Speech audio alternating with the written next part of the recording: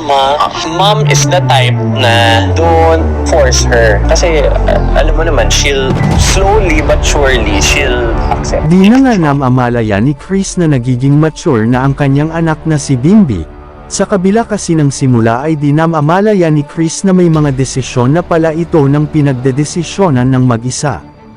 Kahit na sa pinagdadaanan nito sa ngayon ay may mga pagkakataon din na di niya alam ang mga naging desisyon ng kanyang anak kagaya ng pagbebenta di umano ng ipinamanang bahay ng kanyang kapatid na si Noynoy sa kanyang anak na si Bimbi. Isa daw ito sa mga ipinamana sa kanyang anak.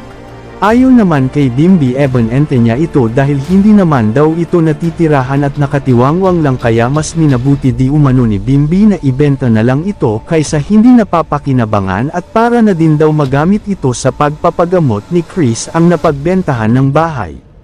Di nga mapigilan ni Chris ang mapaiyak dahil sa naging desisyon ng kanyang anak na alam niyang isang mahirap na desisyon ito para sa kanya at sobrang proud ito sa ginawa ng kanyang anak na si Bimbi.